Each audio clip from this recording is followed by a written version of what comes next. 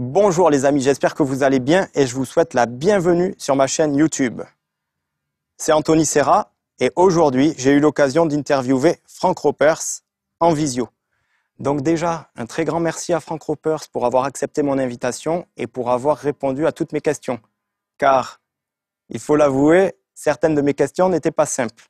Mais malgré tout, il s'est prêté au jeu, il n'était pas au courant des questions que j'allais lui poser et il y a répondu avec brio. Donc, merci encore à Frank Ropers et bravo à lui. Donc les amis, comme cette interview est un peu longue, ce que j'ai choisi de faire, c'est de l'ajouter en une seule vidéo, puis après d'ajouter la totalité de l'interview, mais en 3 parties différentes classées selon les thématiques. Et puis après, je vais ajouter par-ci par-là, ici et là, quelques extraits.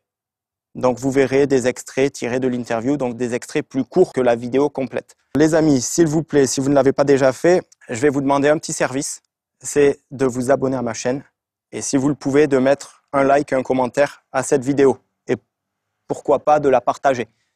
Également, abonnez-vous à mon compte Instagram et inscrivez-vous à ma newsletter.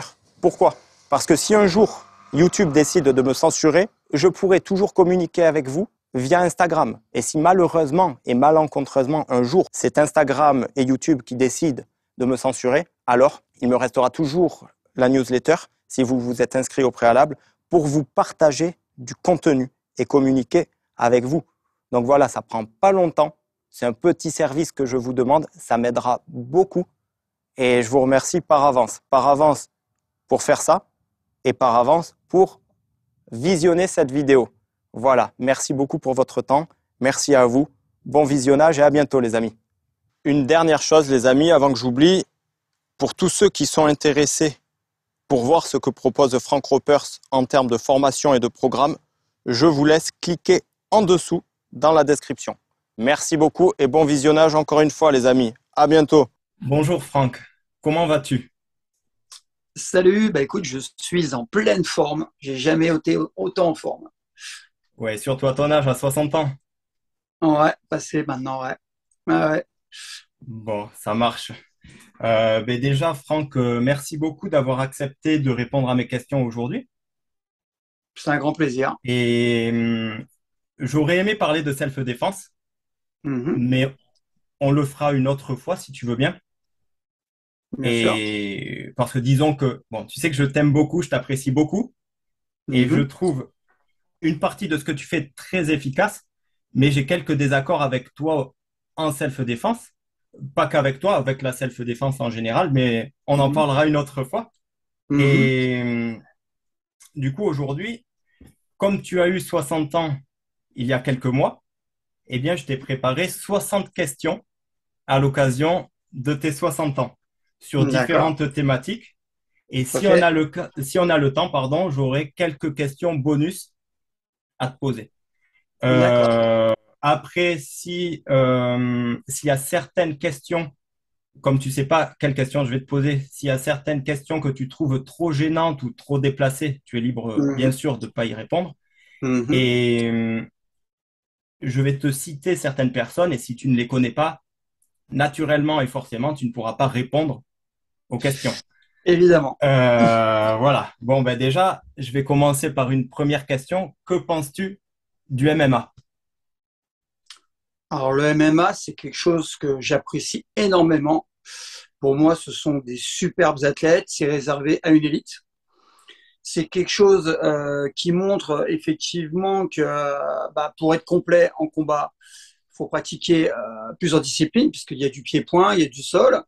Donc, ça demande vraiment d'être complet. C'est un peu comme les décathloniens. Il faut vraiment être complet. Ça demande des qualités physiques hors du commun, des qualités techniques forcément hors du commun, et un mental de guerrier. Pour moi, ce sont les gladiateurs des temps modernes.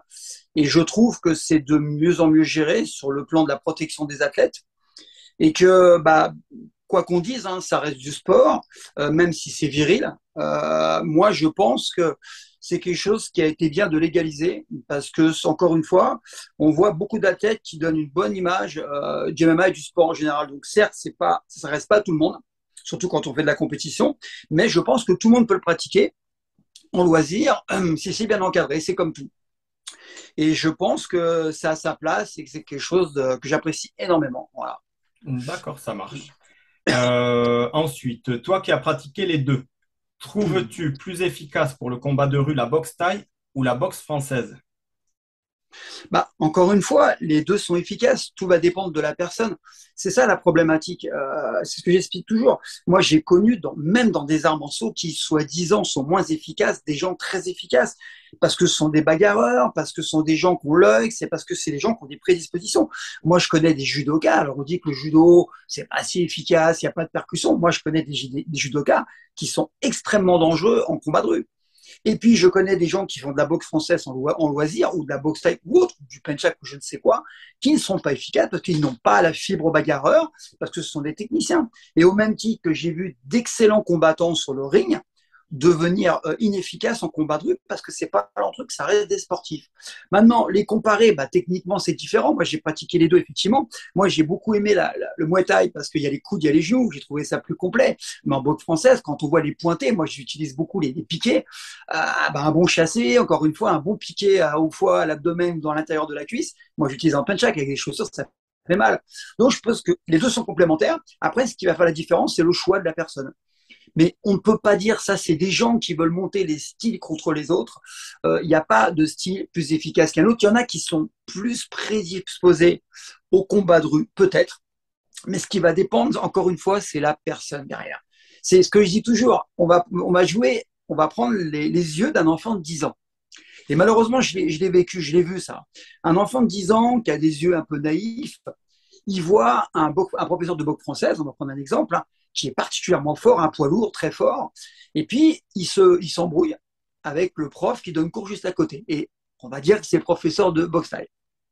C'est quelque chose que je caricature, bien évidemment, parce que ce n'était pas les deux disciplines. Hein. C'était deux autres disciplines qui sont entrées en conflit. Deux profs qui sont en conflit pour des problèmes d'horaire. Si le prof de boxe française le défie, bien, on va se taper à l'ancienne, comme les jeunes, ils aiment bien voir et tout. Et le prof de boxe française a le dessus largement. Parce qu'il a été champion, parce qu'il est bon, et que l'autre, bah, il a un niveau inférieur en boxe taille. Qu'est-ce que va dire le gamin de 10 ans? Et malheureusement, comme vont dire beaucoup de gens, c'est ça la problématique, des yeux de naïfs. Quoi. Ils vont dire, waouh, la boxe française, t'as vu comment c'est puissant? C'est bien meilleur que la boxe taille. Voilà. Il va rester sur cette image parce que c'est un enfant, c'est un néophyte, c'est un enfant, donc il a ce côté naïf, voilà. Et malheureusement, c'est ce qui se véhicule sur les réseaux sociaux, c'est qu'on veut donner un style supérieur à un autre alors que c'est pas vrai. C'est aussi la personne qu'il y a derrière. Vous mettez un poids léger, un poids lourd, un bagarreur par un bagarreur, un champion avec un pas champion. Donc il y a tellement de paramètres. C'est pour ça que c'est ridicule. Et puis si ça avait été l'inverse, ça avait été le prof de boxe, on aurait dit la boxe taille, c'est plus efficace. Voilà. C'est pour ça que je ne réponds jamais à ça parce que ça ne veut rien dire. D'accord, ça marche. Merci beaucoup. Ouais. Ensuite, si tu avais dû choisir entre une carrière de boxeur professionnel en Muay Thai et une carrière de combattant professionnel en MMA, qu'aurais-tu choisi et pourquoi?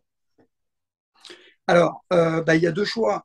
Si bah, déjà le MMA, je ne l'ai pas connu, moi je l'ai connu tard, hein. Je l'ai connu très tard. Moi j'ai fait des stages avec Bas Rutten, c'est le Valet Tudo, on parlait de tout ça, voilà quoi. Et bah, en fait, si j'avais voulu en vivre, donc gagner de l'argent avec, nourrir ma famille, j'aurais pris le MMA bien évidemment, parce qu'il y a plus d'opportunités. D'accord. D'accord. Maintenant, le choix serait fait en fait en fonction de mes capacités. Est-ce que j'aurais performé dans tel sport ou plus en MMA quoi. C'est ça la différence. Mon coach m'aurait dit, je pense, là, écoute, tu n'as vraiment pas de prédisposition, tu ne feras pas de carrière. Et je l'aurais remercié. C'est un peu comme ça que ça se passe. Moi, quand je suis rentré à l'INSEP, j'ai pas choisi ma discipline. Elle s'est choisie toute seule. J'avais des épreuves, des disciplines où j'étais bon, notamment le sprint, mais le sprint, j'étais pas assez puissant. On a trouvé le saut. Bah, le saut, il se trouve, j'ai commencé par le saut en longueur et le coach m'a dit, je suis sûr que tu vas cartonner au triple saut.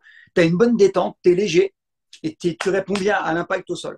Triple saut, voilà, j'ai fait une carrière dans le triple saut. En fait, la discipline, elle se choisit par rapport à tes prédispositions, par rapport à tes goûts, par rapport au plaisir que tu prends et par rapport à tes résultats. Donc, je pense que c'est le style qu'aurait décidé pour moi. C'est pas moi. D'accord, ça marche. Ensuite, alors là, c'est une double question. Mm-hmm. Quel est ton combattant de MMA favori et quel est ton boxeur favori, actuel ou passé? Alors, ah bah c'est clair, hein. Moi, j'adore Cyril Gann. D'accord. J'aime bien cet homme parce que il est monté très vite. Bon, il a un bon coach, hein. Il a un très bon coach. Il est monté très vite. Je le trouve très humble. C'est une belle personne. Je l'ai vu plusieurs fois dans des documentaires et même dans des reportages télé autres que MMA. C'est quelqu'un vraiment de très bien qui donne une très très bonne image. Maintenant, tu m'as. Le problème, c'est que je peux en citer un deuxième en MMA que Vas-y, vas-y, j'adore. je t'en Et prie. je l'ai eu. Je me suis entraîné avec lui, mais en punch-up, il était tout gamin. C'est Cheikh Congo. D'accord. Cheikh Congo, d'ailleurs, il le dit, qu'en fait, il dit que ça a été un de mes élèves, mais en fait, c'est pas vrai. On s'est entraîné ensemble, mais moi, j'étais plus ancien que lui. Il faut rester modeste. Il Et moi, était il était élève gamin. de... Pardon, je te coupe. Il était élève de Charles Jousseau ou de... Bah, ou des deux, parce que moi, je D'accord. donnais des cours chez Charles. Et moi, je l'ai connu chez Charles Jousseau, quoi. C'est D'accord. pour ça que Tchèque, je l'ai vu tout gamin. Il était pas plus doué que ça en plein Tchèque, d'ailleurs, hein. Il se débrouillait. Par contre, il était déjà grand, pas costaud, mais grand. Et puis, il a fait une superbe carrière. Et pareil, Tchèque, c'est quelqu'un de formidable, quoi. C'est un homme bon, c'est un homme bienveillant, c'est un mec qui a fait une carrière incroyable. Là, il est monté sur le ring il n'y a pas longtemps. C'est quelqu'un de sain. Voilà. Donc, c'est vraiment deux athlètes que je respecte. Bon, après, il y a Ngannou aussi, hein, parce que c'est un sacré combattant. J'apprécie beaucoup. J'ai quand même pas mal de gars que j'apprécie en MMA. Après, en boxe anglaise, j'en ai un qui revient, hein, c'est Mike Tyson. Mike D'accord. Tyson, c'est vraiment l'animal à l'état pur, technicien hors pair. On dit ce qu'on veut, c'est pas un bourrin. Technicien hors pair, j'ai étudié pas mal de ses vidéos, notamment sur ses rotations, passer en dessous. Voilà, c'est quelqu'un, c'est une légende. Ouais, ouais. Après, il y a Marvin Hagler, il y en a d'autres, hein. Moi, je suis plus vers les anciens parce que je suis un ancien et je suis un peu moins la boxe anglaise, quoi. Voilà. Mais bon, c'est les gens qui m'ont marqué, ça. Par leur technique, par leur charisme et par ce qu'ils sont en tant qu'hommes. Et donc, du coup, comme ils sont bien en tant qu'hommes pour moi, ben, ils véhiculent une bonne image de leur sport. Et c'est important qu'un champion véhicule une bonne image au même titre qu'un éducateur doit véhiculer une bonne image de son sport. D'accord. Merci beaucoup. Ensuite, ben, tu as en partie répondu à la question suivante. C'est que penses-tu de Francis Ngannou et de Cyril Gane? Alors, encore une fois, c'est deux êtres complètement différents. Je dirais qu'Ngannou, il a vraiment, physiquement, il est hors norme. Moi, j'ai eu l'occasion de le voir quand j'ai fait le Festival des Arts Martiaux, il était à côté de moi, hein. C'est ce qu'on appelle, c'est vraiment une machine de guerre, quoi. Alors après, avec de la technique, on imagine ce que ça peut faire. Après, c'est un garçon quand même qui a un mental aussi hors norme, et puis qui s'est remis en question, vraiment quelqu'un que je respecte énormément. Après, on a Cyril Gane qui est très différent. Encore ça qui est intéressant, qui est beaucoup plus, on va dire, qui fait plus, moins animal, quoi, moins animal, plus technicien. Mais encore une fois, ça ne veut pas dire que c'est bien, moins bien. C'est encore une fois deux styles différents, pourtant dans un style différent. Et c'est pour ça que le combat était. Et puis j'ai trouvé ça beau ce combat là qu'ils ont pu faire parce qu'il y avait du respect. On a voulu monter les uns contre les autres, mais moi je n'ai vu que du respect entre ces deux hommes parce que c'est deux champions, voilà, deux élites. Et en général, quand on est, je sais que ça va pas faire plaisir ce que je vais dire, hein, mais les gens d'un très haut niveau qui ont confiance en eux, qui se respectent et qui respectent leur public, en fait, ils respectent le combattant qui est en face. Et ils l'ont montré tous les deux. Parce que Cyril Gane savait qu'il avait un problème de genou. Si on regarde bien, il n'a pas cherché à déglinguer le genou. Et Ngannou, il a été propre dans sa pratique. Et on a vu qu'avant, après, il y avait du respect. Très, très beaux hommes. Voilà, des hommes bien. D'accord. Merci beaucoup. Ensuite, que penses-tu de Saladin Parnasse et de Ramzan alias Loup Noir en MMA toujours donc? Je connais pas. D'accord. Je connais le nom, mais je peux pas parler suffisamment parce que j'ai pas aucun recul là-dessus. Je peux pas répondre. D'accord, ça marche. Ensuite, ben là, c'est une question, mais sur trois personnes. Que Ouais, penses-tu de Fouad Esbiri, de ouais, Karl Amoussou et ouais. de Patrice Carteron? Alors, Fouad, j'ai eu l'occasion de faire une vidéo avec lui.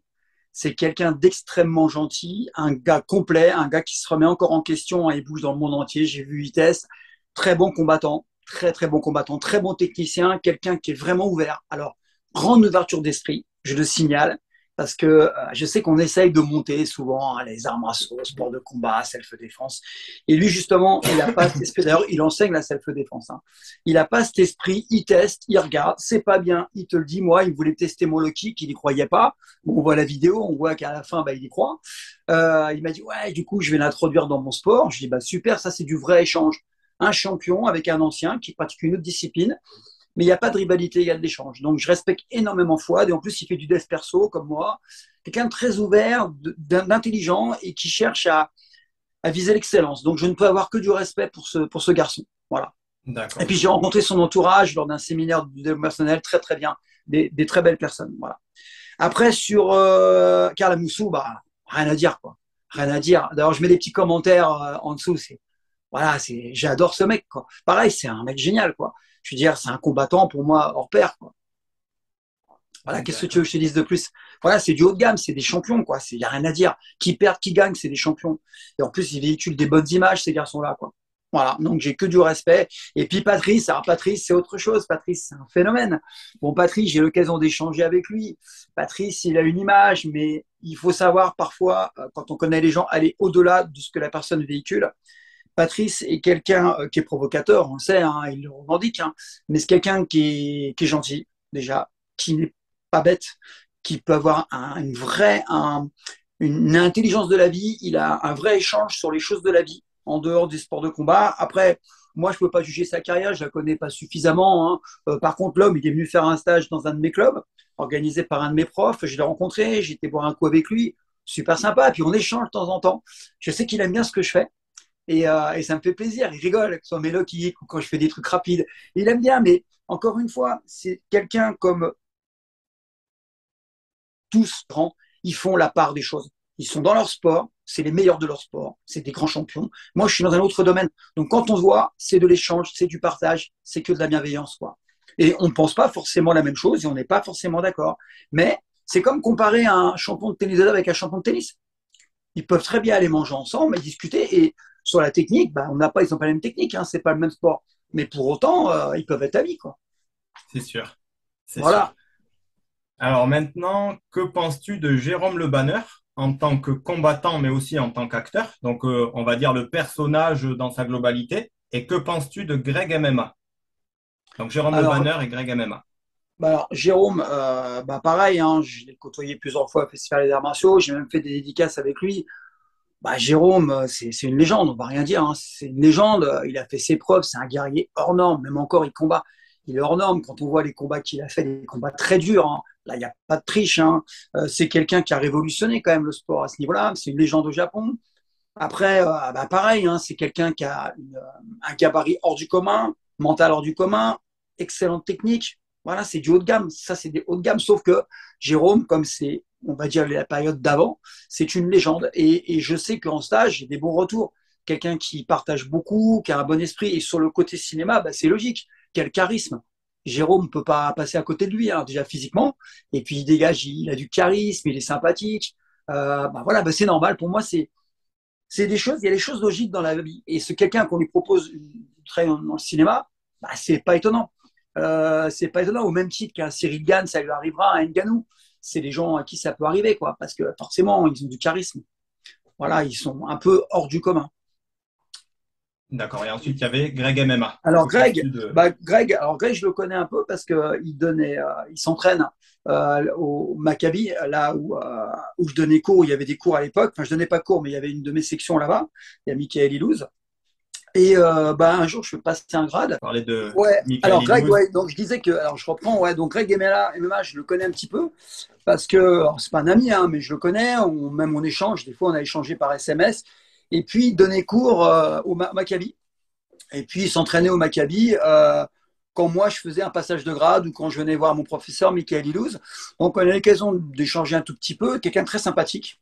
Et pareil, c'est quelqu'un que je respecte parce qu'il a fait quand même, on dit ce qu'on veut, hein, mais il a fait pour moi une belle carrière. Certains le critiquent, il n'a pas été champion, il n'a pas été si, mais les gens aiment bien critiquer, hein. Moi, je suis désolé, hein, il a été au charbon, il a combattu, il a mis le pied, hein, dans l'octogone, comme on dit, hein. Et puis, ces vidéos, mine de rien, qu'on n'aime pas, même moi, pour moi, si c'est pas de la self-défense, pour moi, parce que c'est de la ritualisation, il va quand même au charbon encore, il va rencontrer d'autres disciplines. Donc il se met en danger, il sort de sa zone de confort et puis il fait des choses plutôt sympas, hein. Il est sympa et puis ce qu'il présente, c'est varié et puis ça plaît et puis c'est très bien. Et je pense que Karaté Bushido a bien fait de miser sur lui parce qu'il apporte une touche différente, encore une fois. Et puis il fait des échanges, donc c'est un peu des preuves sociales dans ce qu'il fait. Et bon, moi, je que du positif. Pareil, c'est un bel athlète, hein, très bel athlète. Il a plus de 40 ans et il se maintient en forme. Et moi, à partir du moment où les gens pas forcément champion, mais où il s'entraîne dur, où ils se remettent en cause, ils critiquent pas les autres et ils font le job, respect. Quand tu commences à la ramener et que je te vois jamais, là, c'est compliqué pour échanger avec moi, surtout quand tu dénigres. Parce que en fait, montre, lui, Greg, on peut rien lui dire. Il dit, moi, j'ai testé ça. Bah, il peut dire, j'ai testé. Alors, ça veut pas dire qu'il faut le généraliser. J'ai testé. Quand on voit deux gars qui montent sur un ring, bah, ils y sont sur le ring. Hein, ils parlent pas. Par contre, il y a des gens, c'est ça le problème, ils n'arrêtent pas de parler. Alors, ils montent les uns contre les autres. Ils dénigrent. Mais c'est pas de la critique, c'est du dénigrement. La critique, c'est positif. Qu'elle soit positive ou négative, c'est positif. Il y a toujours un truc à retirer. Par contre, de dénigrement, c'est une connotation quand même très négative avec un besoin particulier. Que là, en fait, qui peut critiquer ces gens-là? Personne. Ils offrent, ils donnent de la plus-value, ils offrent du bonheur, c'est des moments de détente pour certains, d'autres vont chercher voir un peu des expériences, quoi. C'est un peu un laboratoire. Donc, non, Greg, très très bien, très très bien. Il le sait de toute façon ce que je pense de lui. D'accord, ça marche, merci. Alors maintenant, que penses-tu de Robert Paturel et de Dominique Valera et qu'incarnent ces deux personnes à tes yeux? Alors Robert, c'est pareil, c'est une légende. Robert, il a été au raid. Alors, Robert, je le connais depuis très très longtemps parce que j'étais encore élève de Charles Jousseau, que je l'avais côtoyé, Robert, hein, quand il était au raid. Bah, Robert, c'est alors, au-delà du bonhomme, pareil, c'est un copain, Robert. Au-delà du bonhomme, je veux dire, qu'est-ce que tu peux dire sur un mec comme ça, quoi? Quand tu as été au raid et que tu es resté longtemps, tu as été négociateur ou autre, et que tu as travaillé, tu parles pas, quoi. Tu restes humble par rapport à cette personne. Donc Robert, c'est ça. Robert, il continue à faire des stages, il continue à partager. Et puis on voit qu'il partage avec bonheur. Il fait pas ça pour l'argent, Robert. En plus, il aime les animaux, on a un truc commun, on aime les chevaux. Euh, Robert, voilà, la classe, Robert, la classe, la grande classe. Et il a aussi été champion de boxe française aussi à Champion l'époque. d'Europe de boxe française, ouais, il a combattu avec des grands combattants quand même. Il a été au charbon, hein. Rien à dire, quoi. C'est un mec qui a fait une carrière. Voilà, que ce soit en tant que champion, puis c'est un homme bienveillant. Moi, je l'ai côtoyé plusieurs fois. C'est quelqu'un vraiment de très gentil, avec un bon esprit, pareil, critique jamais, fait le job. Encore un, encore un. Voilà, ça c'est du haut de gamme, des gens que je respecte. Après, tu m'as cité Dominique Valera, le King, hein. Valera, c'est le King. Valera, je l'ai côtoyé, Dominique. Il n'y a pas longtemps, il est venu pas loin de chez moi. J'ai été le saluer. Le mec, 76 ans, 77 ans, je crois qu'il est encore là. C'est comme Alain Sétrouk, tout ça, c'est des légendes.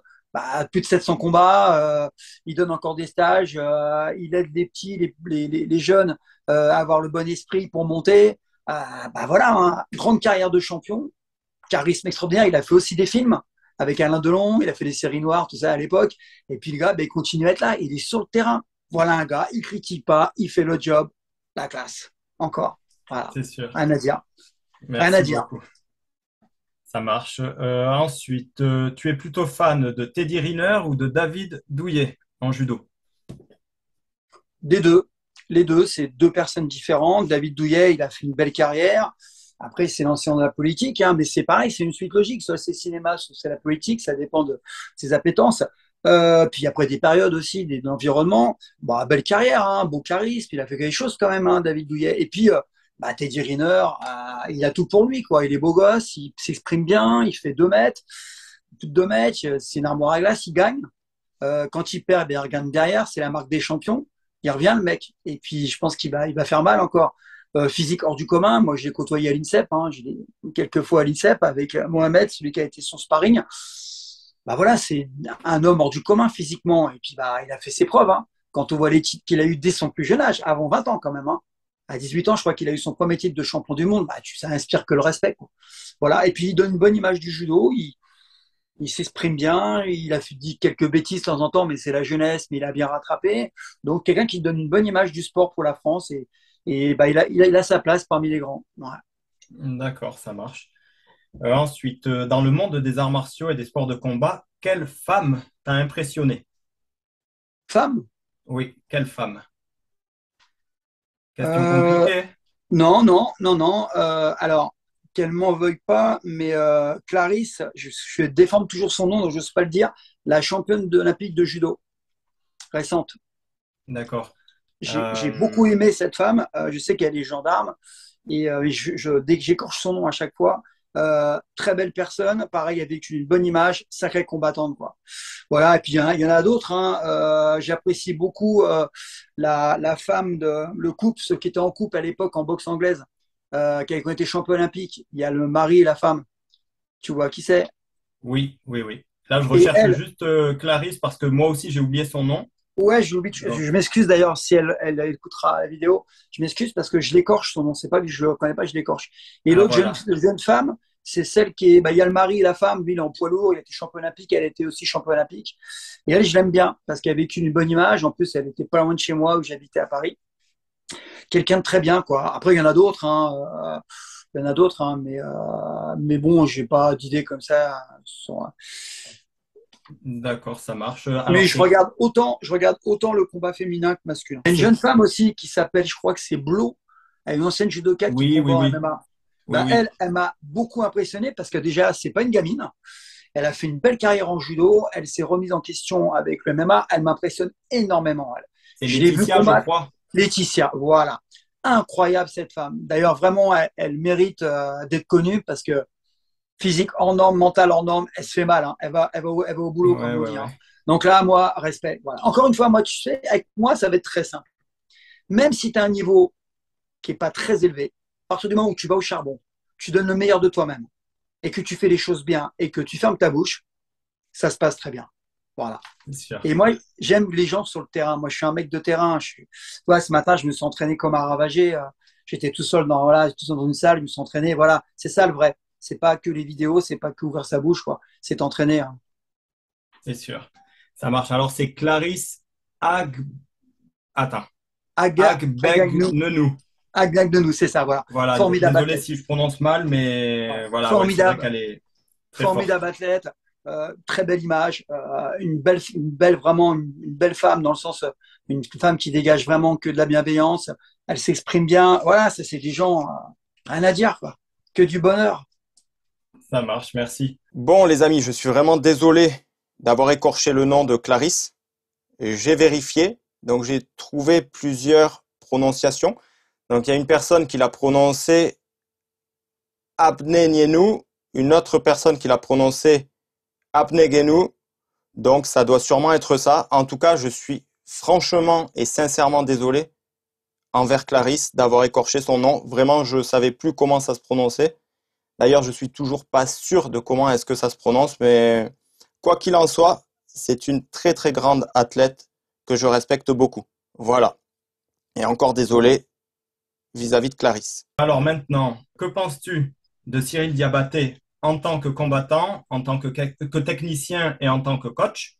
Et que penses-tu de Fernand Lopez en tant que coach? Donc les deux, en fait, c'est deux des plus gros coachs de MMA en France, si ce n'est les plus gros peut-être. Mmh.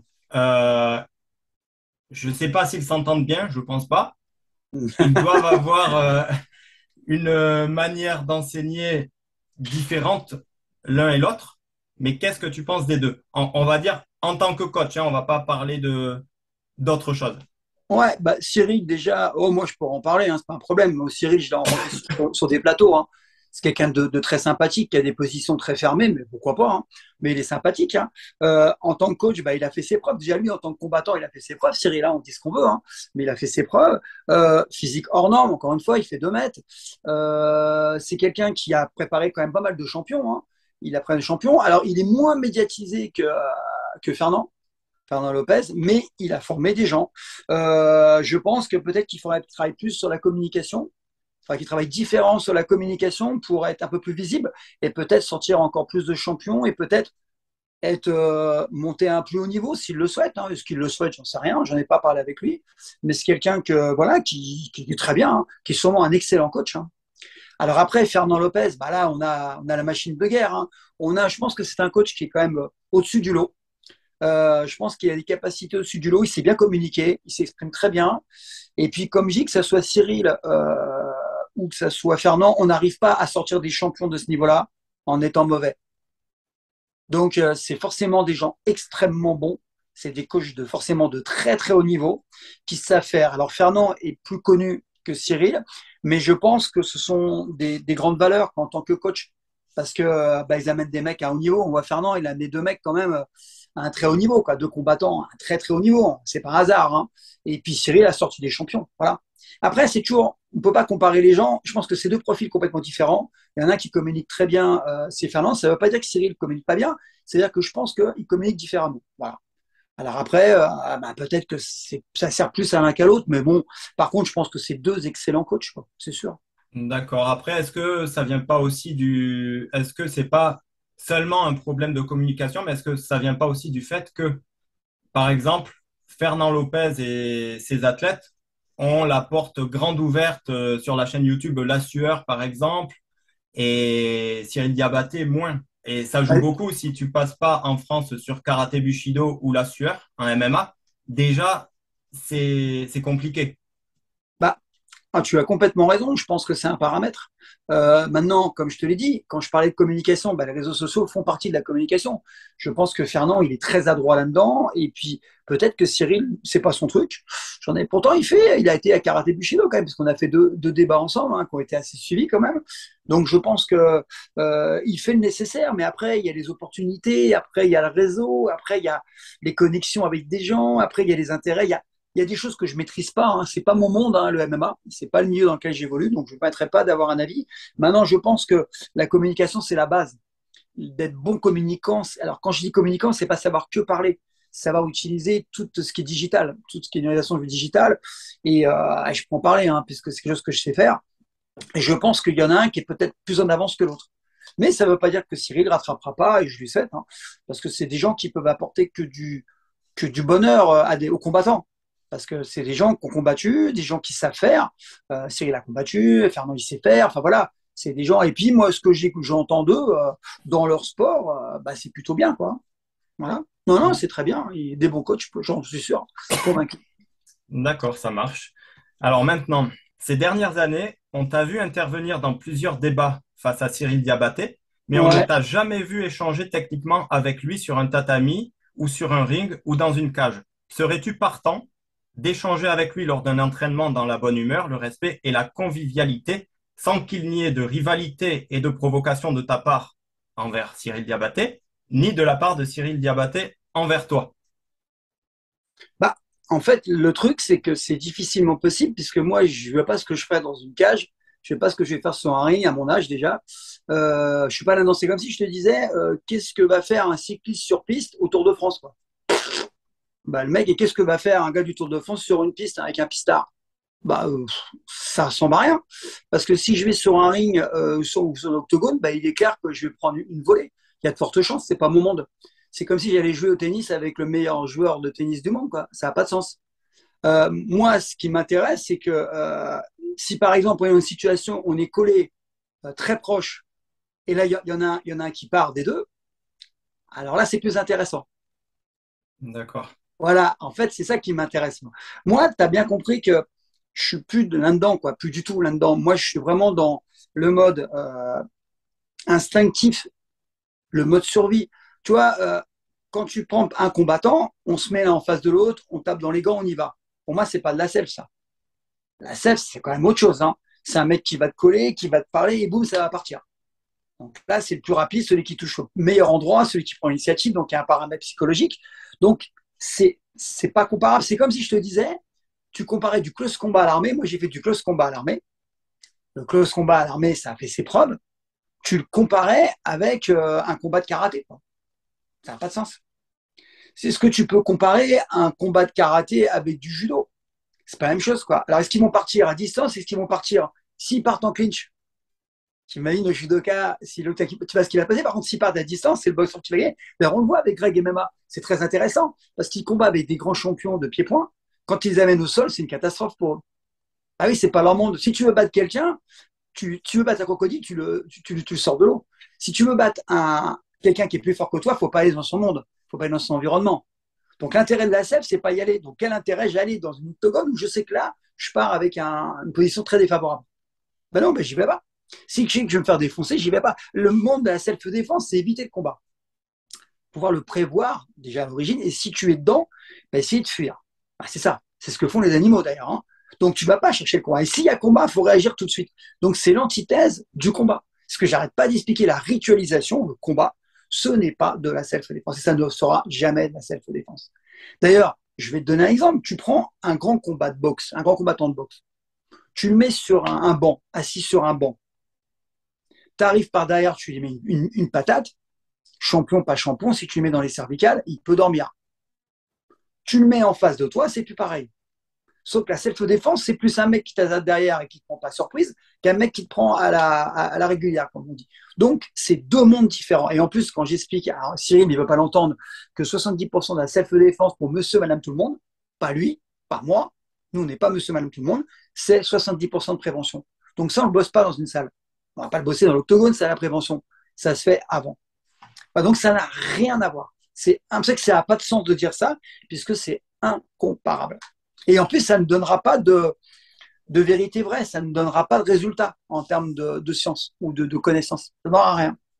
Oui, c'est sûr. Mais alors après, comme disent Cyril Diabaté ou Jean Carillo, pourquoi avoir besoin de prendre un abonnement dans une salle et de répéter de ne pas aller dans tel lieu ou de se comporter de telle manière ou d'adopter telle attitude si tu te trouves dans tel lieu, alors que si tu l'as dit une fois, la personne est censée avoir compris qu'il ne faut pas qu'elle ait des écouteurs ou qu'elle ait les yeux rivés sur son téléphone si elle est dans un quartier sensible, par exemple.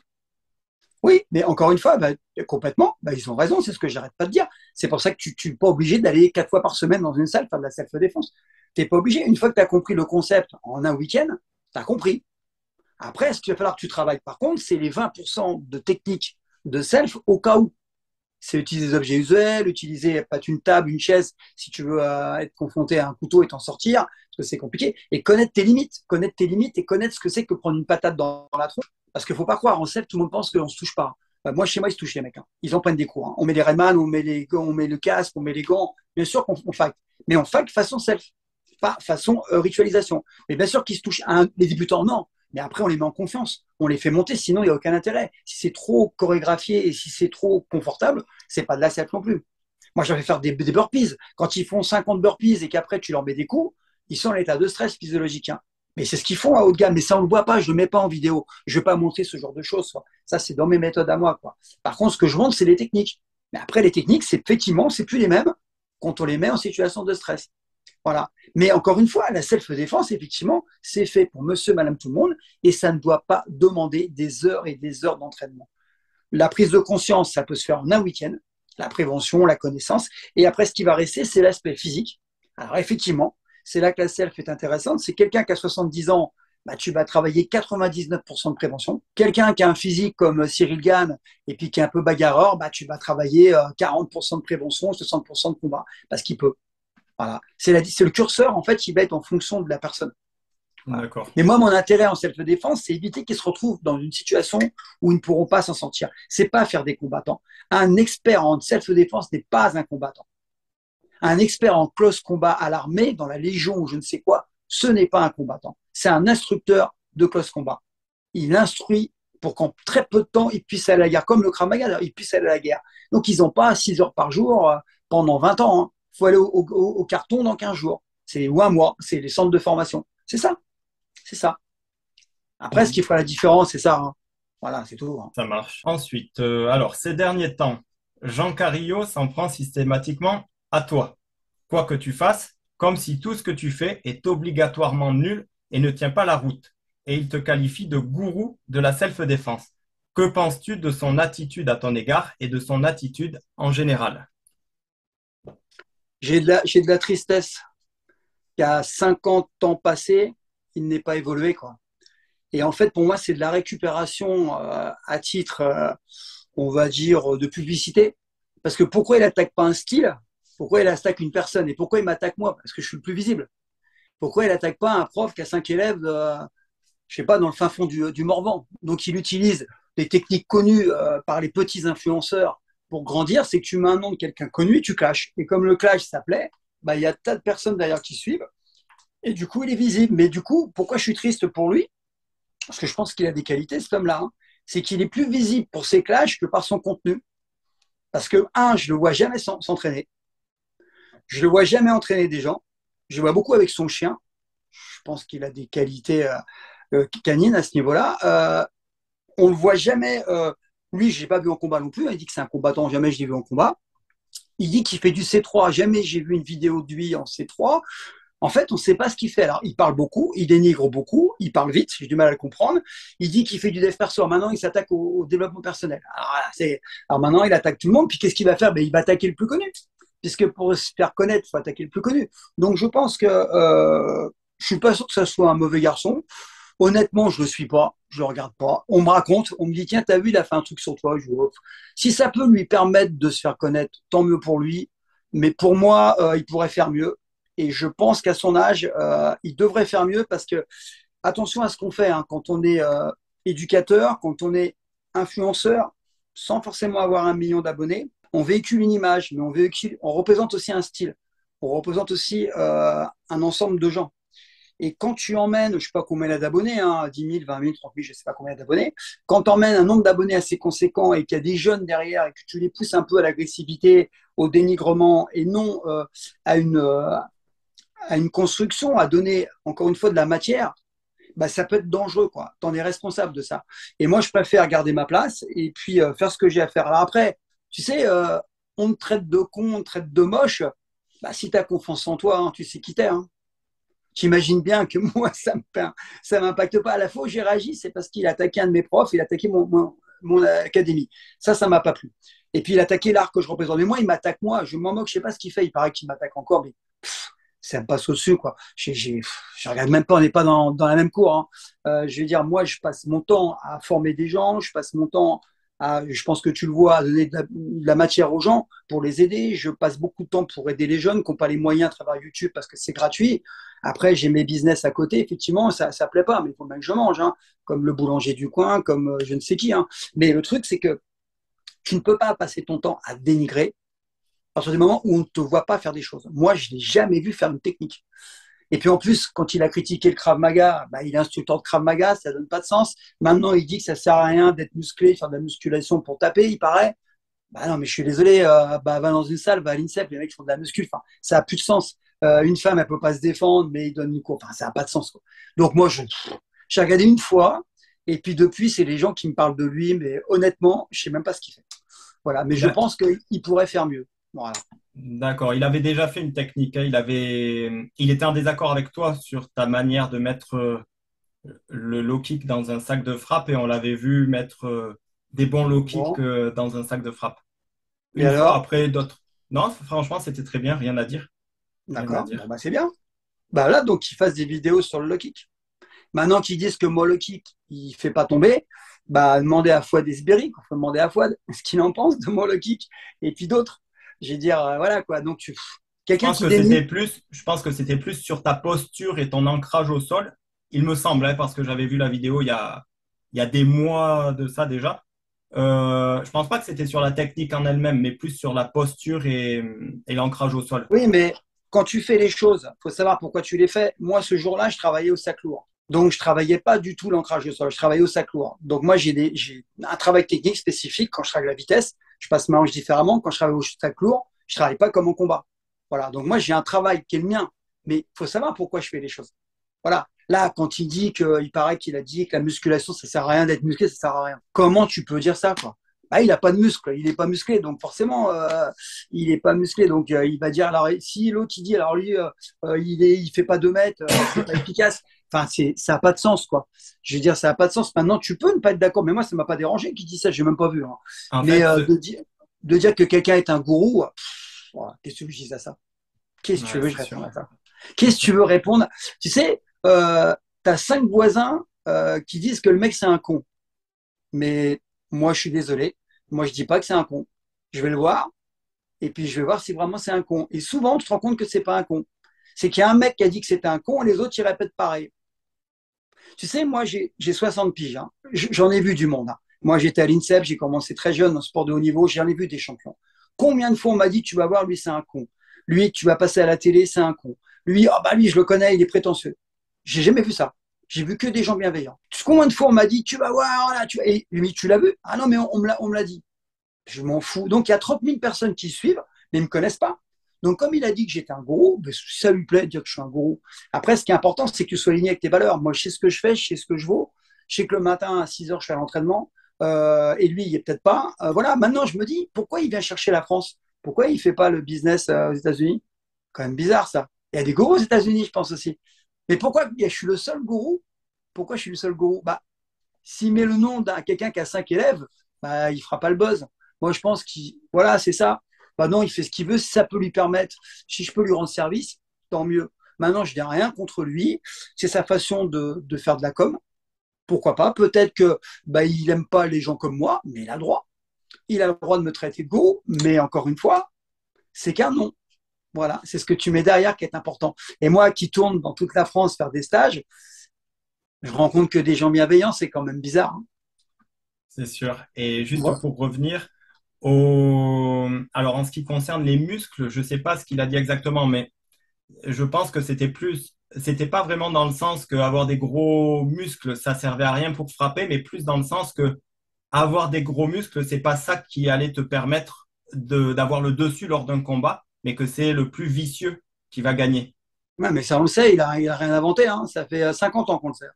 Écoute, moi, mon grand-père, il travaillait dans un endroit pas très sympathique vers Barbès, il tenait un bar. Mon grand-père, il faisait 1,60 m, 60 kilos, c'était un bagarreur de rue fini. Il a jamais fait d'arts martiaux, il mettait que des coups de tête. Ben, on le sait, lui, il y a 50 ans, tu demandais à mon grand-père, je sais même pas ce que c'est que les arts martiaux. Ben, il t'aurait dit, moi, je discute pas, je mets un coup de tête. Voilà, quoi. Ben, il n'y a pas besoin de faire des années de sport de combat et de se battre dans la rue pour le savoir. Hein. Tu demandes à n'importe quel abruti, il te le dira, ça. On le sait. C'est comme te dire que bah, dans la rue, les mecs sont armés. Souvent, bah oui, voilà, ils sont plusieurs, oui, bah on sait. Tout ça, on sait. Hein. Pas besoin de faire une vidéo YouTube là-dessus. Hein. D'accord, Je ça veux dire, marche. c'est enfoncer des portes ouvertes, quoi. C'est comme te dire qu'une femme est moins puissante qu'un homme, physiquement, bah c'est évident. Qu'à avoir les lanceurs de poids, hein. Oui. Maintenant, on va te dire, oui, mais une femme, elle peut te battre dans la rue. Bah ouais, prends un flingue, elle te calibre, terminé, quoi. Bah oui, voilà, c'est aussi ridicule que ça. Bah, oui. Je pense qu'à un moment donné, il faut. Je pense que quand on a un certain âge, on doit véhiculer une image de sagesse, de partage et d'équilibre. Voilà. Moi, je préfère expliquer à des gens comment faire des tractions, comment mettre un low kick, comment mettre des coups de poing que de m'occuper de mon voisin. Quoi. Je laisse mon voisin, il fait ce qu'il veut, mon voisin. À partir du D'accord, moment où ça je commence marche. à critiquer mon voisin, c'est que j'ai envie de grandir et que j'ai pas confiance en moi. Et moi, je suis bien dans mes bottes, je sais ce que j'ai à faire. Je suis pas champion du monde, je le revendique jamais. Je me suis pas, j'ai pas une grande carrière, j'ai pas de carrière du tout, même en tant que champion de boxe thaï, je ne sais quoi. Par contre, en CEP, j'ai fait mes preuves. Par contre, ce qu'il faut que tu retiennes, c'est que tu te rends compte que je suis sur le circuit depuis longtemps. Mes premiers karaté Bushido, ça fait longtemps. Donc, ça fait environ 30 ans que les gens commencent à me connaître dans les arts martiaux. Tu as un mec qui vient de nulle part et puis qui dit du mal de quelqu'un, il y a 30 000 mecs qui suivent. C'est inquiétant quand même.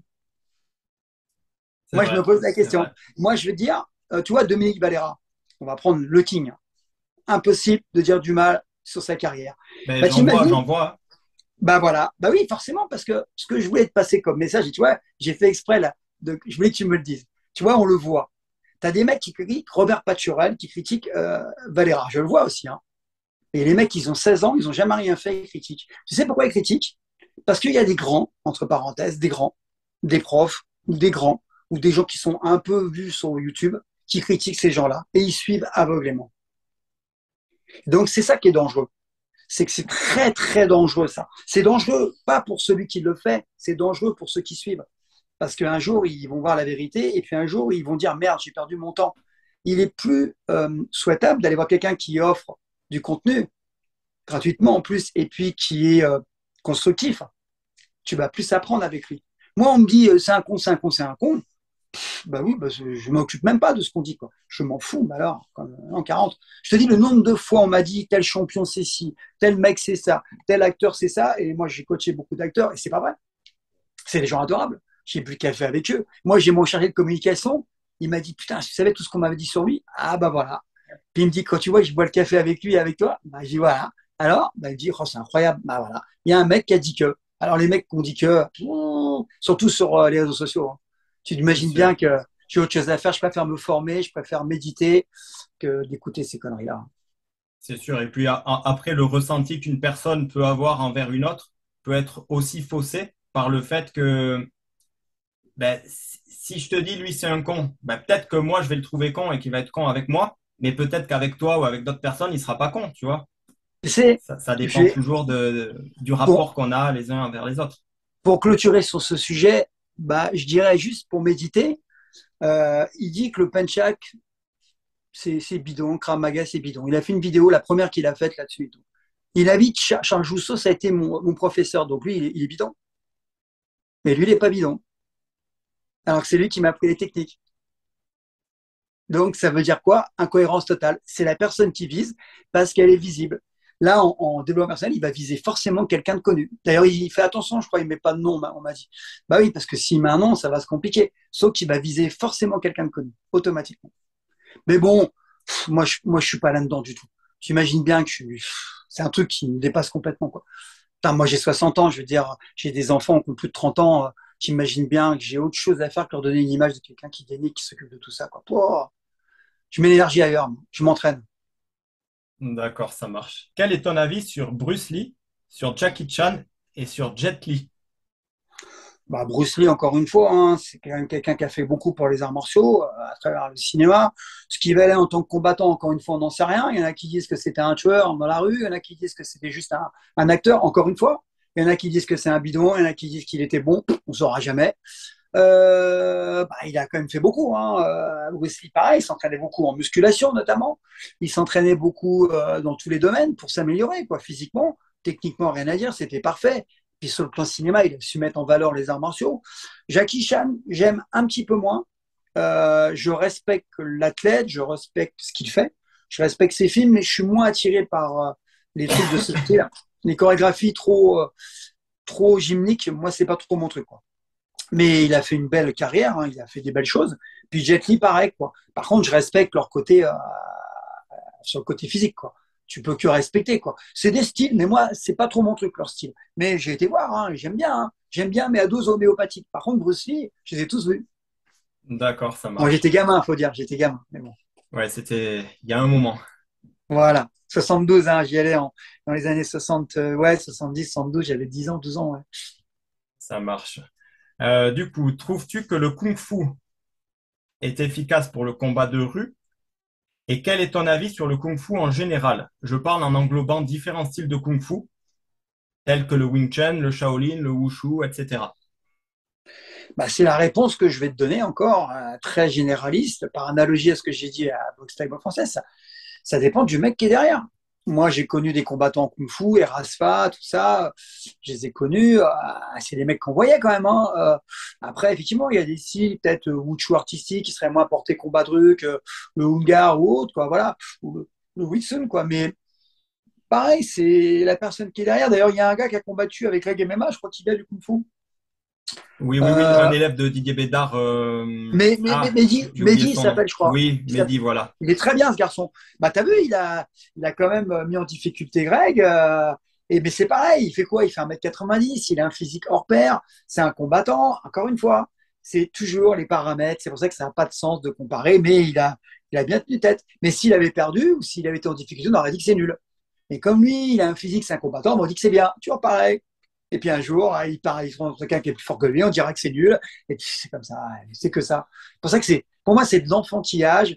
C'est pas comme ça qu'on va arriver à faire grandir une discipline et que on va réussir à avoir une famille forte dans les arts martiaux. Parce que si tu le vois bien, les arts martiaux, c'est un peu difficile en ce moment pour tout le monde. La self aussi. Et c'est pas en se divisant qu'on va y arriver. C'est pas comme ça. En tout cas, c'est le vieux monsieur qui parle. C'est pas du tout comme ça qu'on va y arriver. En donnant une image des gens qui s'engueulent, qui tirent la couverture à eux, qui pensent que lui, il est meilleur que lui. Ah non, c'est pas la bonne voie, ça. On dit toujours qu'en communication, tout ce qui est négatif est très nuisible. Et je le confirme. D'accord. Alors maintenant, que penses-tu de Jean-Claude Van Damme et de Chuck Norris? Et d'ailleurs, es-tu plutôt fan de Jean-Claude Van Damme ou de Chuck Norris? Ah, c'est deux générations différentes. Chuck Norris, bon, maintenant, ça fait un peu sourire. Hein. N'empêche que le mec a 80 ans, il s'entraîne encore. Voilà, un mec que je respecte. Eh oui, alors effectivement, il a 80 ans, on va dire oui, c'est bidon, allez, c'était chorégraphié, patati, patata, sauf qu'il a quand même combattu et il a fait une belle carrière.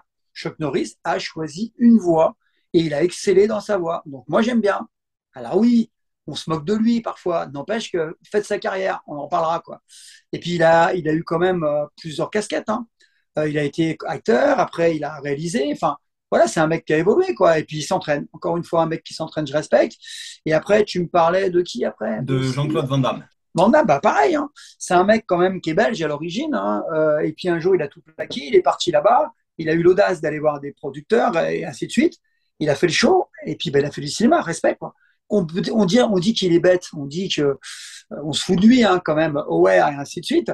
N'empêche que tu fais pas une carrière comme il a fait en étant idiot. Non. Et C'est sûr. techniquement, on dit ce qu'on veut, il est propre. C'est un grand danseur à la base, faut le savoir. Hein. On sait qu'il a des bonnes jambes.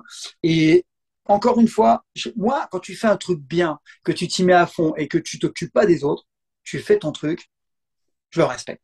Toi, tu peux être kung-fu, tu fais du kung-fu artistique. Je vais pas chercher à dire, ouais, mais dans la rue, c'est bidon. Mais je m'en moque. Ce que tu fais, tu le fais bien. Tu vois, quand je vais à Festival des Arts Marceaux et je vois des gamins ou des jeunes qui font du nunchaku, c'est super beau à voir. Il y a toujours c'est le trophée Bruce Lee. Mais les mecs, ils ont de 15 à 30 ans. Il y a des jeunes femmes, un peu, c'est assez rare, ce sont des hommes. Mais c'est super beau à voir. Mais je me dis pas, oui, mais dans la rue, il va pas pouvoir me toucher avec son chakou. Mais je m'en fous. Il fait son truc, il fait bien, il s'éclate, il est heureux, il apporte du bonheur aux gens, merveilleux. Je regarde le Kokushinkai, merveilleux. Je regarde, tout est bien. À partir du moment où tu le fais bien et que tu t'engages dans ce que tu fais, formidable. Faut pas toujours ramener ça à la réalité, ramener ça au combat. Tu fais pas les choses que pour ça. Hein. Toi, la musculation, tu la fais pas forcément pour être Monsieur Univers. Hein. Tu le fais pour être en santé. Tu peux le faire pour l'esthétisme. Tu peux le faire parce que tu as des problèmes de santé que tu veux pas en avoir. Tu peux le faire parce que tu es en rééducation. Enfin, tu vois, il y a plein de raisons. Et il y a pas. Alors, je veux pas comparer un bodybuilder avec un mec qui se rééduque. On s'en fout. C'est pas le même monde. Et D'accord, critiquer l'un et l'autre, ça m'apportera rien. Si des emmerdes. c'est sûr. Et perdre mon temps. Et perdre mon temps. Tu vois, ma philosophie de vie, c'est fais ce que tu as à faire. Mets ton énergie dans ce que tu as à faire, ce sera déjà pas mal. Avant de t'occuper de ton voisin. C'est sûr. Ensuite, bien qu'il y ait des différences selon les styles, que penses-tu du karaté en général?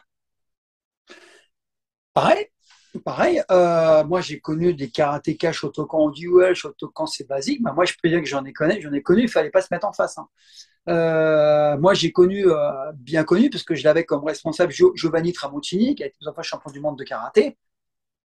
Ah, bah, je peux te dire que lui, il envoie du sévère. Et pourtant, c'est du Shotokan. Kokushinkai, c'est hyper puissant. Moi, j'ai connu Faux Fourment, j'en ai connu pas mal. Hein. Voilà, quoi. Bon, bah, tout est bien. Encore une fois, il y a des styles différents qui correspondent à ta personnalité. Et en combat, bah, effectivement, tu verrais peut-être des différences, mais encore une fois, ça reste de la ritualisation. Peut-être que si tu changeais les règles, tu vois, par exemple, tu prends Kokushinkai, peut-être que si tu rajoutes des coups de poing au visage, ça va changer la physionomie du combat. Tu vois, par exemple. D'accord, Tu vois, il fait changer les règles et là, ça peut changer sévèrement. Tu vois, il y a des styles où tu n'as pas le droit de mettre des low kicks à l'intérieur, mais à l'extérieur. Donc, tu vois, tout ça, c'est des paramètres. Ça reste du sport. Hein, donc, même si c'est viril et que c'est efficace, mais ça reste du sport. d'accord, ça marche. Ensuite, tu es plutôt Steven Seagal ou Michael J. White? Ah, j'aime bien Steven Seagal. Je suis un ancien. J'aime bien parce que, encore une fois, il a fait connaître l'aïkido autrement que le truc de papy, tranquille. Bon, déjà, il a un gabarit. Et puis, ben, mine de rien, les gens, ils connaissaient pas trop l'aïkido. Et combien de personnes me disent, ah, mais je crois que ce gars-là, il a fait de l'aïkido. Ça a été le premier américain à aller au Japon, ouvrir un dojo. Enfin, tu vois, donc du coup, ben, par le cinéma, il a donné une image de l'aïkido différente du truc tranquille, bidon, qui marche pas. Parce qu'il l'a mis dans l'action. Mais encore une fois, on va pas dire Steven Seagal est bon dans la rue, pas bon dans la rue, on n'en sait rien. Mais toujours est-il qu'il a apporté de la plus-value, il a apporté une bonne image à l'aïkido, je pense. En tout cas, il l'a fait connaître. C'est sûr. Tu vois, en fait, chacun, tu vois, Bruce Lee, il a fait connaître le kung-fu, il a fait connaître les arts martiaux, Steven Seagal, Van Damme a fait autre chose, Jackie Chan encore autre chose, Jérôme Le Banner dans ses films a fait autre chose. Tu vois, en fait, le truc, c'est apporter de la valeur ajoutée. Voilà. À ta façon. Il y en a, ils vont être plutôt dans la chorégraphie, d'autres dans le combat dur, d'autres dans le cinéma. Enfin, chacun a sa façon de faire. Tu te rends compte qu'un jour, on m'a dit, j'ai rigolé, quoi. Là, tu ne peux même pas répondre à ça. Un jour, j'ai fait un court-métrage qui s'appelle Fury. Fury of Ropers. Ah, il a fait du bruit, ce court-métrage. En fait, on m'a proposé de faire un court-métrage, donc tout était écrit. Hein. C'était un remake de Bruce Lee, mais à la façon de Punch-Out. Donc, tu imagines bien que c'est du cinéma, donc on a fait des chorégraphies, tout est mis en scène avec des professionnels, tu vois. Puis il y a un mec qui m'a dit, oui, c'est honteux ce que tu fais, tu montes des techniques, ça passe pas dans la rue, c'est du cinéma. Mais j'ai répondu, forcément, c'est du cinéma. Quand on me dit, tu déglingues tes partenaires, mais non, je les déglingue pas. C'est des mecs qui ont l'habitude de bosser avec moi, c'est des cascadeurs. Il y en a un, celui que je tords sur la table, là. C'est un contorsionniste. C'est un type qui fait de la capoeira, en plus, c'est un bagarreur. Je fais de la capoeira, il est contorsionniste. C'est lui qui a dit, j'aimerais bien que tu te fasses sur moi. Et il est évident que sur un gars de 100 kilos, j'aurais pas pu le faire. Mais tu vois, le problème c'est presque un manque d'intelligence, ça. T'imagines, je vois un film avec Van Damme, je dis, ouais, mais dans une cage, il pourra pas faire cette technique. On s'en fout, c'est du cinéma. C'est du cinéma. La cascade, c'est du cinéma. Tu vois, moi, je suis pas dans le même monde que ces gens-là. Tu vois ce que je veux dire? Quand tu vois Ngané, Gann, et puis tu vois Gann, et puis Cyril et Ngannou, là, c'est pas du cinéma. Voilà. Là, c'est du dur. C'est pas du cinéma. Par contre, tu me compares ça avec une bagarre de rue, de chiffonnier, bah, c'est pas pareil. Je suis désolé, c'est pas pareil. Tu compares deux choses pas comparables. C'est sûr. C'est pour ça que j'aime pas les comparaisons. Je déteste ça parce que c'est toujours sujet à des polémiques qui servent à rien. Rien du tout. Ça n'apporte. D'ailleurs, tu regardes, ça fait 50 ans qu'il y a ces polémiques à la loi. Est-ce que le karaté est meilleur que le judo? Est-ce que ça, c'est meilleur que ça? On ne sait toujours pas. C'est complémentaire, on va dire, en tout Et cas. on ne le saura jamais. Ben oui, c'est complémentaire. Voilà. Ça, c'est de l'intelligence. C'est complémentaire. Peut-être qu'il y a des trucs que je peux prendre. Ça, c'est le partage qu'on appelle. C'est l'ouverture d'esprit. Moi, je suis là-dedans. Moi, j'ai jamais été dans les comparaisons. Je m'en fous de tout ça. D'accord. Tu es plutôt Mohamed Ali ou Mike Tyson? Les deux. Les deux. Mike Tyson, pour son côté, je suis plus petit que les autres, à la même catégorie de poids, il fait qu'un mètre 80, les autres faisaient 2 mètres, il rentrait par en dessous. Il avait sa technique, et Mohamed Ali, avec son travail en recul, c'est deux boxes différentes et deux boxes complémentaires. Tu as à apprendre des deux, encore une fois. D'accord. Tu es plutôt Floyd Mayweather ou Conor McGregor? Alors, sur le plan humain, Conor McGregor, j'aime un peu moins. Ce qui fait, bon, moi, en tout cas, ça ne me parle pas trop. Par contre, en termes de combat, c'est encore une fois deux mecs différents, deux approches différentes. Par contre, sur le plan, on va dire, de ce qu'il diffuse comme image, je suis pas trop McGregor, même si il est intelligent parce que il a fait sa carrière beaucoup avec ça. Donc quelque part, bah, il a rendu populaire le MMA. Encore une fois, il a apporté, on l'aime ou on l'aime pas. Déjà, il a été sur le ring, dans l'octogone, et puis il apporte à sa façon, qu'on n'aime pas. Ça se respecte. Les deux se respectent. Voilà. C'est sûr. Quelle est ta vision et ton avis sur la situation actuelle des arts martiaux et des sports de combat en France? Selon toi, aujourd'hui en France, qui est-ce qui apporte réellement quelque chose au milieu et à la communauté des arts martiaux et des sports de combat? Alors, je pense que les arts martiaux, sports de combat, surtout les arts martiaux en France, sont un peu malades.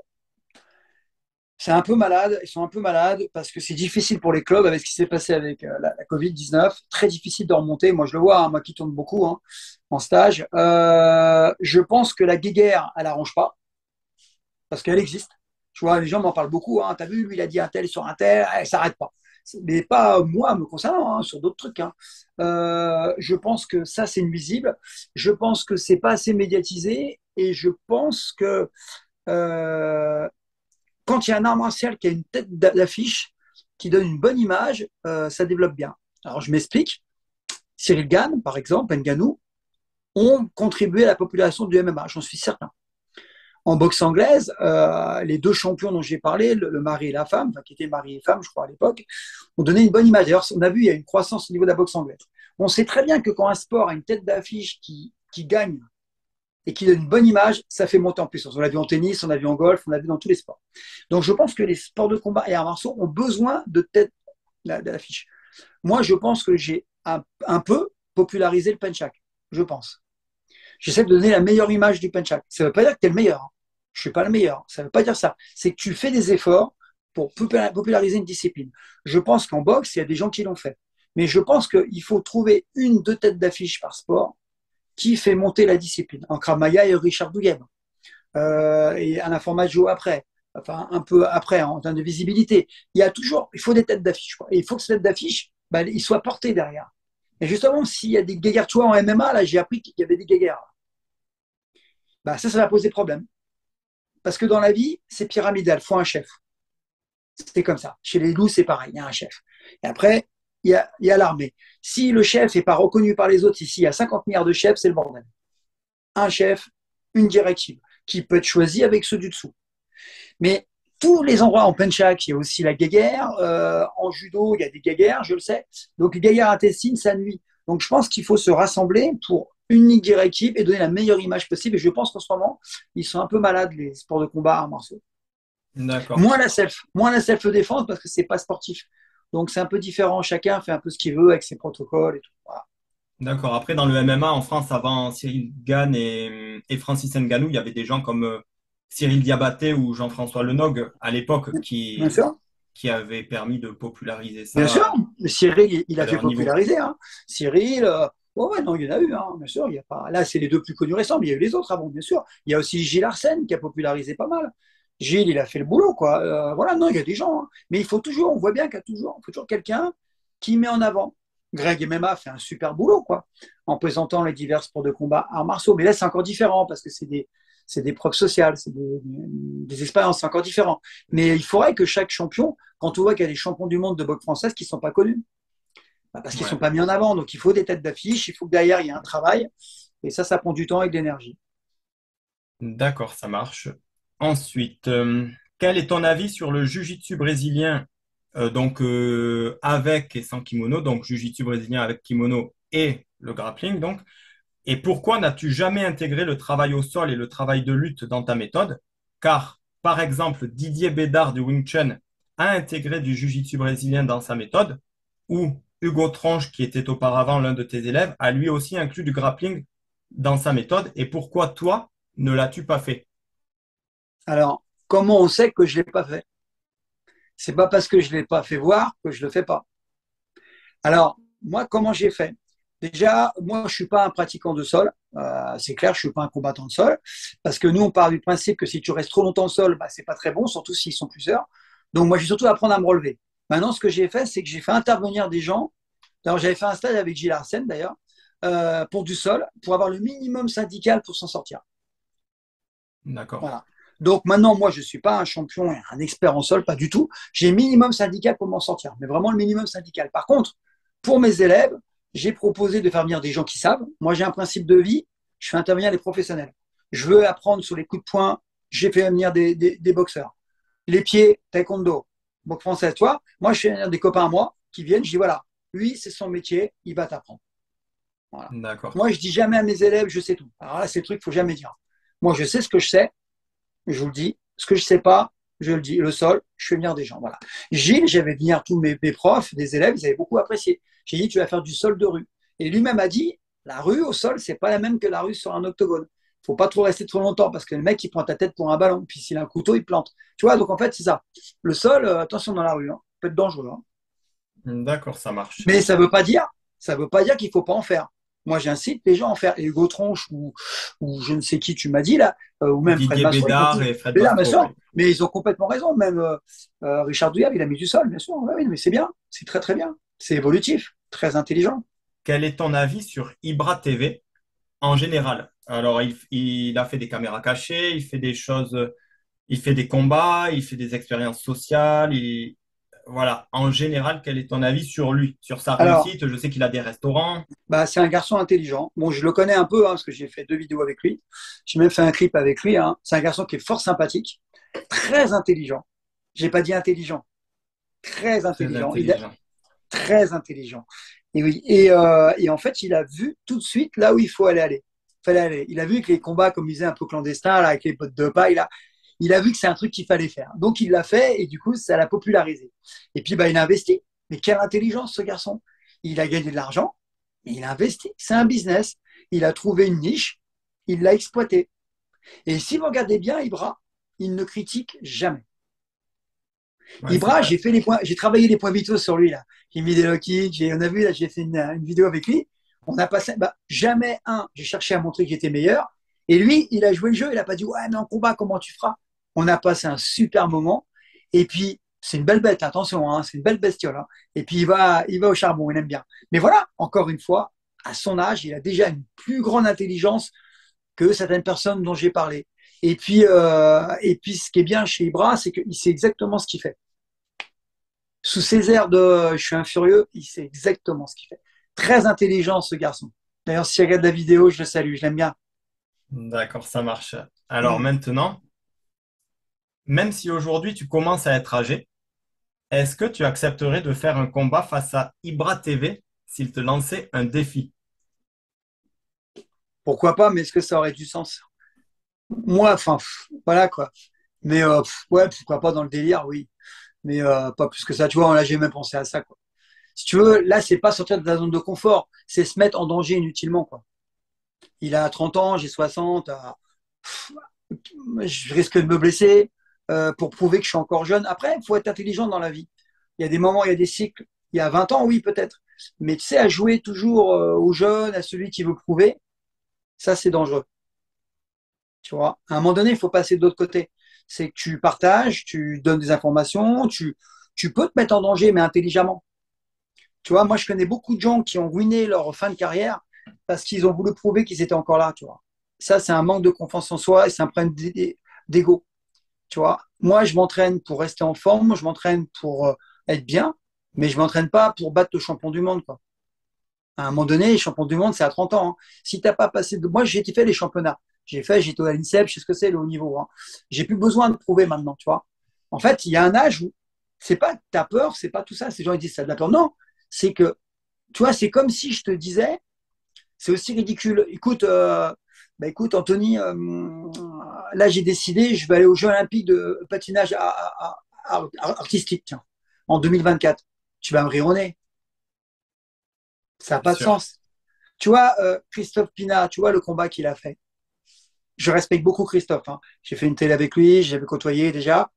Je pense que c'était le combat de trop ce qu'il a fait, le combat pro. Tu vois, ce qui s'est passé, les problèmes de santé qu'il a eu derrière. Ouais. Je pense qu'il y a Après, il y a une part d'ego, il a voulu se tester, et c'est aussi le fait qu'il a été champion du monde, mais il voulait encore prouver, tu vois, qu'il était encore là. Mais à un moment donné, le corps, il peut plus suivre, quoi. c'est sûr. Après, il y a des gens, bon, ils n'ont pas ton âge, hein, ils ont toujours 11, 12 ans de moins que toi, mais comme le Banner ou d'autres qui combattent encore, malgré tout. Tyson, Ouais. Mais bon, Tyson, il le fait un peu pour l'argent, hein. c'est sûr. Attention, hein. Alors, attention, il ne faut pas confondre, hein. Tu vas au charbon pour l'argent et tu vas au charbon pour prouver. Si tu vas pour l'argent, je te respecte. C'est que tu as une famille à nourrir, c'est que tu as faim. Donc, tu n'as pas le choix. Ça, je respecte. Si c'est pour une œuvre caritative, il n'y a pas de souci. C'est bien. Si tu le fais pour flatter ton ego et prouver que tu es encore là et tout, là, c'est qu'il y a un truc que tu n'as pas compris ou que tu as dû louper, c'est que tu n'as pas travaillé sur toi. Tu vois, moi, quand je fais des championnats de traction, j'aime bien les concours de force. Ouais, je fais du street lifting, je fais tout ça. Ça me permet de m'améliorer, de voir où j'en suis. Mais c'est en aucun cas pour battre les petits jeunes. D'ailleurs, quand je les bats, je leur dis pas, t'as vu, je t'ai battu à 60 ans. Tu vois, je leur dis simplement, t'as vu, si je suis encore là à 60 ans, c'est parce que j'ai fait ce qu'il faut pour arriver à 60 ans en état physique correct. Évite de te blesser. Ça, c'est de la pédagogie. De dire que tu es meilleur que lui, ça n'a pas de sens. Ça n'a pas de sens du tout. Il s'en fout d'ailleurs. Tu vois, D'accord. c'est important de passer à un moment donné, ce que je te disais tout à l'heure, à un certain âge, tu dois être bienveillant, tu dois être serein. Tu sais, moi, je suis un mec heureux, hein. J'aime la vie, hein. Je suis heureux. Quand je m'entraîne le matin, je dis, mais j'ai la chance d'être en bonne santé, de faire encore des petites perfs sympas. Mais c'est pour moi. Moi, à 6 heures du matin, il n'y a personne dans la salle, il n'y a que moi. J'en ai rien à faire. Donc, j'ai rien à prouver. Mais c'est plaisant quand même C'est de sûr. pouvoir courir avec ses enfants, ses petits-enfants, de pouvoir jouer avec toutes son aptitudes physiques. Voilà. Par contre, tu vois, si je te dis demain, je me jette d'une tour de 50 mètres pour faire le buzz sur YouTube, parce que ça va relancer ma chaîne, dis n'importe quoi, hein. Et c'est complètement con. Tu risques de te tuer pour lancer une chaîne. Non, mais ça n'a pas de sens. Tu vois, C'est sûr. Et le problème, c'est ça, quoi. C'est pour ça que tout ce qui est, encore une fois, essayer de distinguer par un truc que tu n'as pas encore géré, tu n'as pas fait une introspection pour savoir qui tu es, où tu es, c'est gênant, quoi. On voit, hein, des mecs qui font le combat de trop, hein. C'est l'ego, hein. C'est toujours l'ego. C'est qu'il n'a pas réglé un problème avec lui-même. D'accord, ça marche. Ensuite, que penses-tu du Major Gérald et de Papacito? Alors, le Major Gérald, il est à la Légion étrangère, mais il Je a été connais bien, combattant.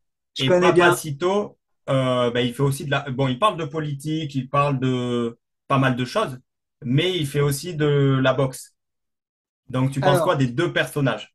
Major Gérald, si j'avais qu'un mot à dire, excellent. Excellent l'homme, excellent ce qu'il montre, excellent ce qu'il est. C'est le mec que je dirais que sur les réseaux sociaux, c'est une des personnes que je respecte le plus.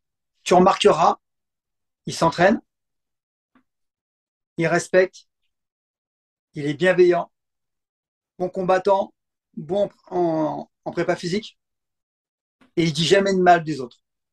Et vu le physique qu'il a, il s'entraîne. Et c'est un bon porte-parole de la Légion, que j'aime beaucoup. Moi, j'aime bien les militaires, il faut le savoir. Et la Légion particulièrement, tu vois. Voilà. Et donc, c'est un mec que du grand respect, pas du respect, grand respect pour cette personne. Après, l'autre, alors l'autre, je le connais un peu parce qu'on est obligé de le connaître, hein. Très intelligent, Papacito, très intelligent. Il a des positionnements atypiques, on est bien d'accord, qui peuvent choquer, mais tu peux l'écouter en disant, il y a peut-être des choses à prendre, peut-être qu'il y a des choses où il a raison, peut-être qu'il a tort, mais c'est quelqu'un, tu ne peux pas rester indifférent. Et je sais qu'il boxe bien, ouais. Ah, ouais. Ouais, alors, je le connais pas bien, mais le peu que j'ai écouté de lui, il est intelligent. Et quelqu'un qui est intelligent, qui se positionne et qui dit les choses, ça se respecte. Donc, je le respecte.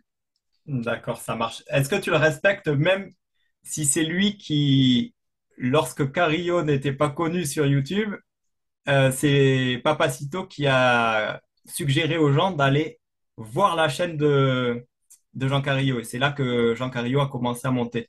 Ah Est-ce ben, que je ne savais malgré même ça, pas. tu le respectes? Je le savais même pas. Oui, oui, je sais que Euh, tu savais pas. non, je sais pas, non, non. Non, bah écoute, c'est sa façon de penser, mais tu vois, il n'en a pas fait un plat. Il l'a fait, et puis ben, il ne revient pas dessus tous les 10 secondes, hein. Et puis, ce qu'il a parlé de moi spécialement, est-ce qu'il a parlé de la self en général, il a parlé de qui quand il le Non, dit? non, non, il a juste dit d'aller voir la chaîne de Jean Carillo parce qu'il était très bien. Ah, bah voilà. Bah écoute, si lui, il est en phase avec lui, bah pourquoi pas? Voilà. Maintenant, peut-être que s'il voit ce qu'il fait maintenant, peut-être qu'il aimera bien, moins bien, je sais pas. Peut-être qu'ils sont amis, j'en sais rien. Tu sais, moi, je m'occupe pas de tout ça. T'as bien compris que, d'ailleurs, je le connais pas beaucoup, hein, Papacito, hein. Je sais, je l'ai vu une fois ou deux, les interviews, il s'exprime bien. Maintenant, voilà, je regarde pas.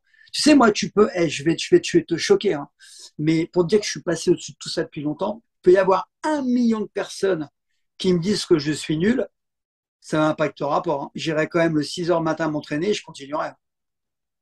66 millions de Français peuvent me dire que je suis nul, je continuerai, hein. Ah, c'est sûr, c'est Ah, sûr. mais je te jure que bah, ma femme pourrait te le dire, mes enfants, elle m'a dit de toute façon, toi, Parce que je m'en tu le fous. fais pour toi-même et pas pour les autres. Enfin, tu Tu fais des sais, choses pour aider les autres, mais ce que tu fais à titre personnel, ça te concerne et ça te regarde à toi. C'est à toi que ça doit voilà, apporter quelque chose, c'est pas pour voilà, moi, prouver aux autres. je suis heureux pour ce que je fais dans mon quotidien. Et quand je vois les retours que j'ai des gens que j'aide et qui me disent, écoute, j'avais arrêté le sport, j'avais un diabète type 2, machin, je m'en mets au sport grâce à toi. Je parle de YouTube, hein. Et je reçois des centaines de mails par jour. C'est des centaines par jour. Je peux pas tous les lire. D'ailleurs, on voit sur les commentaires là, qui disent, tu réponds pas. Des centaines. Ou qu'il y a un mec qui dit, voilà, j'ai fait une dépression, tu m'as donné la pêche et tout. Qu'est-ce que tu veux que je te dise? C'est ça qui m'intéresse, moi. C'est ce que je véhicule, si je peux aider des gens gratuitement en plus. Voilà, quoi. Alors après, on me dit que je suis un businessman. Bah ouais, mais un boulanger est un businessman. Toi, tu es un businessman. Greg MMA, il fait des vidéos sur YouTube, il est payé, c'est un businessman.